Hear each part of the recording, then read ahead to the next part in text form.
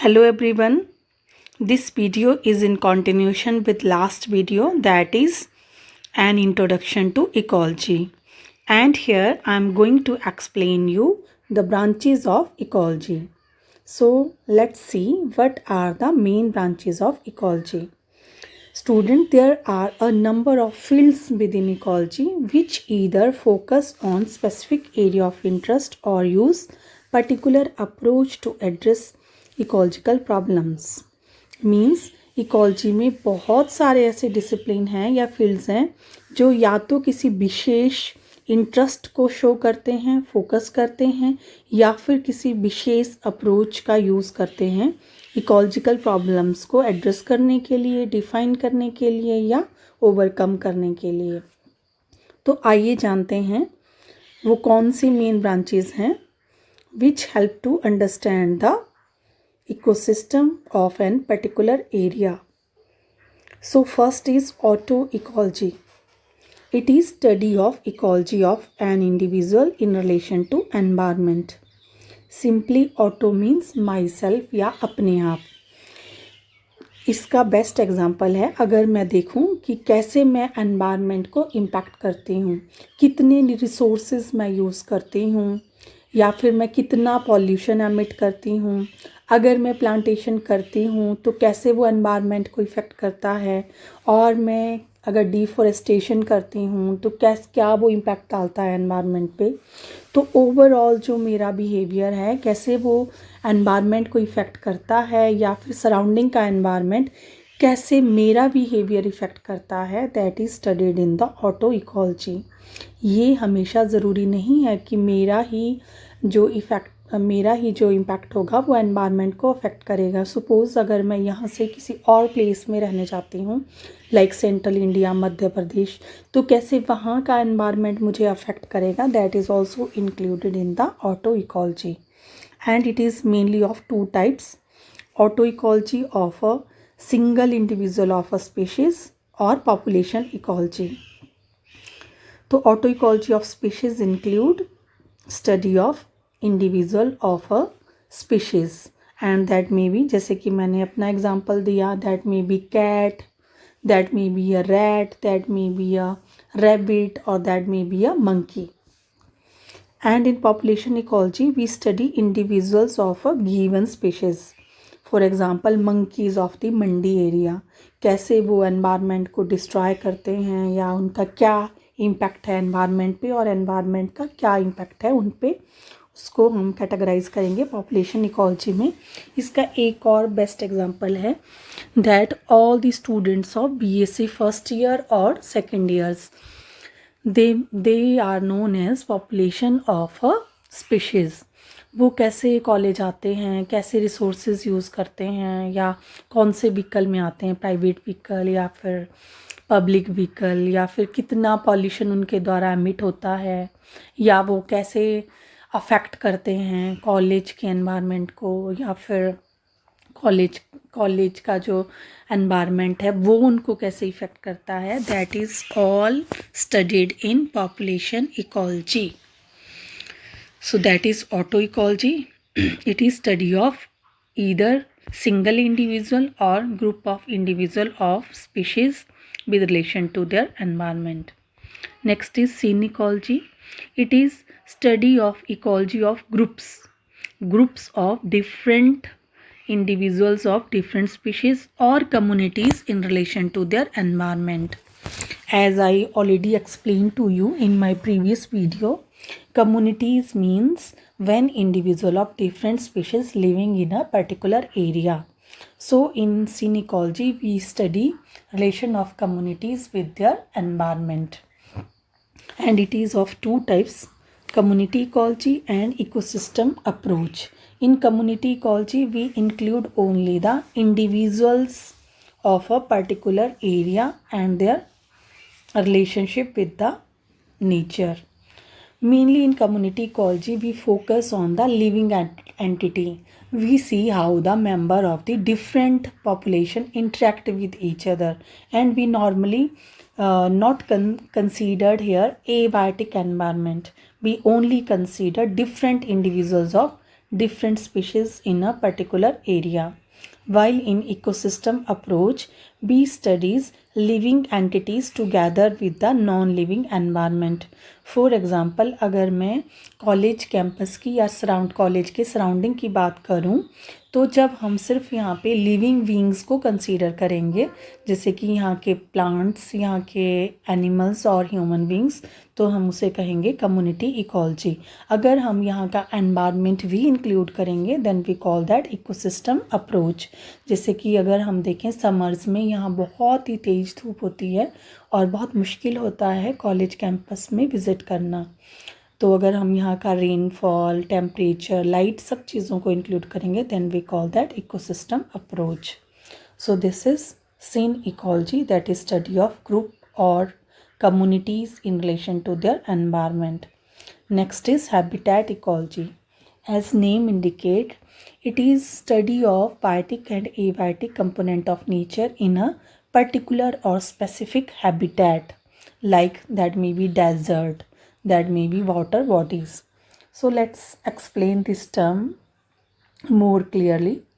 Habitat ecology is of two types: aquatic ecology and terrestrial ecology. As name indicate, aquatic ecology means study of interrelationship between biotic and abiotic component of the nature in water bodies, and it is further of two type: freshwater ecology and saltwater or marine ecology. Student, in freshwater ecology, we study relationship between living and non-living component of rivers, streams, lakes, ponds, and reservoir, etc. It is also called limnology. So, in limnology, you study freshwater and life or interaction between living or non-living component of freshwater. For example, आपके घर के आसपास जो भी पानी के resources होंगे, जैसे कि बावड़ी या फिर तालाब या फिर नाला, that all include in fresh water ecology. In salt water और marine ecology, study of relationship between the biotic and abiotic component of ocean, seas and estuaries. It is also called oceanography. Student, जब हम study करेंगे ecology salt water में, तब हम उसको कहेंगे marine ecology, salt water ecology और oceanography. जैसे कि समंदर या फिर एस्ट्यूरीज. एस्ट्यूरीज वो प्लेस है जहाँ पे फ्रेश वाटर सॉल्ट वाटर में मिलता है. तो यहाँ पे हमें दोनों ही तरह का इकोलॉजी देखने को मिल सकती है, that is fresh water as well as salt water. और जहाँ पे मिक्सिंग होती है then we have a unique different type of mixture और कम्युनिटी और ecology there. It is also called oceanography. Student, अगर आपको यहाँ पे स्टडी करना होगा salt water ecology then you can visit Gumma, जहाँ पे सॉल्ट वाटर नेचुरल रिसोर्सेज आपको मिलेंगे. Then next is terrestrial ecology. As name indicate, it is the study of interrelationship between biotic and abiotic component of land or earth, and it include desert ecology, forest ecology and grassland ecology. अगर हम desert की बात करें तो वहाँ पे living resources होंगे, succulent type of vegetation, spiny. और अगर हम फौना की बात करें तो you can find there snake, rat, ऊंट एट्सेट्रा. और अगर हम वहाँ पे एबायोटिक फैक्टर्स की बात करें तो वहाँ पे आपको प्रोमिनेंट मिलेगी light, temperature will be high और सैंड विल बी देयर और वाटर सोर्सेज बहुत ही कम होंगे. अगर हम फॉरेस्ट इकोलॉजी की बात करें तो हमें बहुत एक्सट्रीम कंडीशंस में मिलेंगे, grasses, trees, shady plant, all type of vegetation you can find there. और fauna that will be at its extreme, अलग अलग तरह के जंगली जानवर आपको मिलेंगे. और जो वहाँ की एबायोटिक फैक्टर्स होंगे तो you can find there different type of lightning conditions वहाँ पे शेडी एरियाज़ पे मिलेंगे आपको, या फिर प्रोमिनेंट सनलाइट वाला एरिया भी मिलेगा, और वहाँ पे वाटर बॉडीज़ भी मिलेंगी आपको। अगर हम ग्रासलैंड इकोलॉजी की बात करें तो वहाँ पे normally you will find only grasses और स्केंटी ट्रीज़। और अगर हम फौना की बात करें तो you will find grasshopper, frog, snakes etcetera there. और इवेटिक फैक्टर की बात करें तो वहाँ पे प्रोमिनेंट रेनफॉल होगा, या फिर प्रोमिनेंट सनलाइट होगा, और प्रोमिनेंट विंड वेलोसिटी होगी। सो this is terrestrial ecology. Next is we have so many fields within the terrestrial ecology which help to understand or maintain the ecosystem very well. First is conservation ecology. As its name suggests, it is ecology which deals with the proper maintenance of natural resources. So student, natural resources को properly maintain करने के लिए we need to look toward sustainable development which I explain to you in previous video. So sustainable development can help to conserve ecology. Next is production ecology. It includes the proper management of different components of ecosystem so that maximum yield can be obtained in space and time. So simply means here we manage natural resources in this way that we can have a maximum yield, and it involves the study of gross productivity and net productivity. These two terms are very important and may be asked in examination. Gross production means total production of organic matter, and here we never consider respiration losses, while in net productivity we see net gain, that is equal to gross productivity minus respiration. Means we calculate here only net production and we minus respiration from the gross production.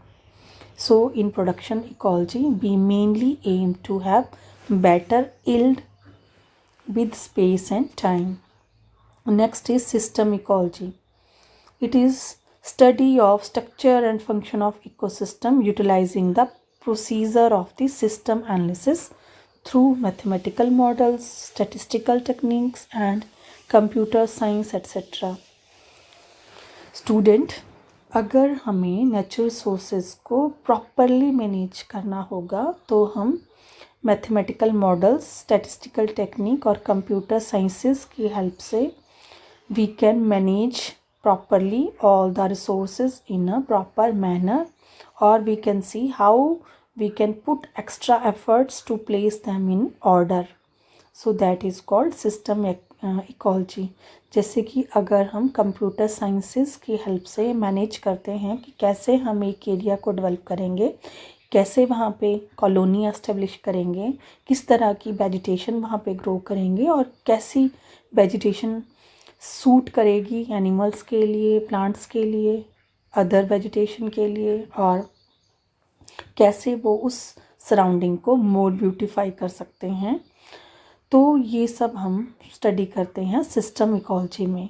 Computerise technique से हम पहले एक plan बनाएंगे और उस plan को फिर हम इम्प्लीमेंट करेंगे. तो इस तरह से जब हम सिस्टम के अकॉर्डिंग इकोसिस्टम को डेवलप करेंगे then we call that system ecology. Next is human ecology. It is study of human activities on the biosphere and the implication of these effect on the man. So it deals with the environment of man. Students, let's first know what is biosphere. Biosphere is the space on this universe where life can exist. Means it may be water body, it may be earth, or it may be atmosphere. So it is the combination of all the three: hydrosphere, that is water bodies, lithosphere, that is earth, and atmosphere, that is atmosphere where there will be life. तो ये study करता है effect of human activities on the biosphere and reciprocal relation of biosphere on the human being. Student, इसका best example है lockdown. अगर हम college campus की बात करें तो लॉकडाउन में कोई भी बच्चा या कोई भी ह्यूमन एक्टिविटीज़ कॉलेज कैंपस में नहीं हुई, और फर्स्ट टाइम ये कॉलेज कैंपस इतना ब्यूटीफुल दिखा, इतने फ्लावरिंग हुई और सारी चीज़ें एक्सट्रीम में देखने को मिली। नए नए तरह के प्लांट्स फर्स्ट टाइम नोटिस किए गए, जो कि पहले ड्यूरिंग बीडिंग रिमूव किए जाते थे। तो that is effect of human being on the nature earlier and in lockdown, what will be the effect of nature on the fauna and flora of the campus। और इसका दूसरा example है कोविड-19। Students, हमने देखा कि पिछले कुछ सालों से ह्यूमन बींग्स की tendency to exploit more and more from the nature. इसका रिज़ल्ट ये हुआ कि पॉपुलेशन एक्सप्लोजन इतना ज़्यादा हो गया कि कैरिंग कैपेसिटी अर्थ की क्या हो गई, कम हो गई। So it's a natural way to balance the ecosystem on the earth. तो इसकी वजह से कोविड-19 से यू कैन सी कि कितनी ज़्यादा डेथ हुई और ऑटोमेटिकली पॉपुलेशन श्रिंक हो गई, so that earth can bear all that pressure. तो this is called human ecology when we affect the nature and when nature affect ourself. शुरू में हम नेचर को अफेक्ट करते हैं और बाद में नेचर हमको अफेक्ट करना शुरू करती है। That is called human ecology. Next is space ecology, that is study of development of ecosystem to support human life during space flight. So student, you can see that when we try to locate life on the moon, we clearly find out what are the lacking in the moon which restrict life over there, and we try to artificially develop them over there. That is called space ecology, means development of ecosystem in the moon, because you know abiotic factors are already there, but that lack biotic factors, that is life. So we are preparing or maintaining moon environment so that it will be conducive or favorable for the life. Then there will be proper development of ecosystem, so that is included in space ecology. Its other example is whenever any aircraft visit to the space, that include 1 or 2 scientists, and same time we also place plant chlorella in the aircraft. Chlorella is a green algae and known to yield maximum oxygen. You know very well, जैसे जैसे हम ऊपर जाते हैं तो oxygen short होना शुरू हो जाती है, तो ऑक्सीजन सिलेंडर के साथ साथ वहाँ पे क्लोरेला को भी रखा जाता है ताकि वो ऑक्सीजन यील्ड करती रहे। तो जब वहाँ पे बायोटिक फैक्टर्स डेवलप होंगे एयरक्राफ्ट में, या फिर बायोटिक फैक्टर्स और एबायोटिक फैक्टर बोथ होंगे, that will form a ecosystem. तो वहाँ पे बायोटिक फैक्टर्स होंगे प्लांट और ह्यूमन बीइंग, और एबायोटिक फैक्टर होंगे एयर, लाइट और टेम्परेचर। तो प्लांट्स में आएगा क्लोरेला और ह्यूमन बीइंग में scientist. So that will B ecosystem development inside the space flight. Next is radiation ecology, that is study of effect of radioactive substances and radiation on the development of ecosystem. So here we simply see effect of radiations on the human being. Next is taxonomic ecology, study of taxonomic group of living organism, for example insect ecology, mammalian ecology and microbial ecology. Student, if we have to study insect ecology, सबसे पहले हम पूरे जो insect होंगे एक particular area के, उनको identify करेंगे, क्लासीफाई करेंगे, उनको नाम देंगे, और फिर हम देखेंगे कैसे वो इंसेक्ट जो हैं उस सराउंडिंग को अफेक्ट करते हैं, जैसे कि वो कैसे डिजीज़ प्रोड्यूस करते हैं वेजिटेशन में, या कैसे वो डिस्ट्रॉय करते हैं, डैमेज करते हैं सराउंडिंग वेजिटेशन को या एबायोटिक फैक्टर्स को, और कैसे फिर एनवायरनमेंट उन पे अफेक्ट करेगा। That is included in the insect ecology. So in taxonomic ecology we first of all study a taxon or a taxonomical group in detail, then see how it affect the surrounding environment or how surrounding environment affect that particular group. That is called taxonomic ecology. So student, that is the last branch. So many branches are there in books, but I collected here some major or important branches which you must know. And most important in this, you will find autoecology, synecology. You may be expected to write a question to differentiate both auto and synecology, or to define any one of these. You may expect to write definition of limnology, oceanography, etc. So I stop here. Hope you understood the topic, that is branches of ecology. Have a quick look or quick revision here. Main branches of ecology are autoecology, that is study of individual or a group of individual with relation to environment. Synecology, it is study of communities with respect to their environment. Ecosystem, where we study both biotic and abiotic factors with respect to a particular community. Habitat ecology, it is study of individuals in a particular habitat, that may be fresh water or salt water, that may be terrestrial. And further we can have conservation ecology, which deals with conserving the natural resources. Production ecology, that deals with the better yield of natural resources. System ecology, systematical development of an ecosystem. Human ecology, it is effect of human being on the biosphere and reciprocal relation of biosphere on the human being. Space ecology, development of ecosystem in the space. Radiation ecology, effect of radioactive substances on the development of ecosystem. And last is taxonomic ecology. It is study of a particular taxons with reference to ecology. So student, I hope you understood the topic, and thank you for listening.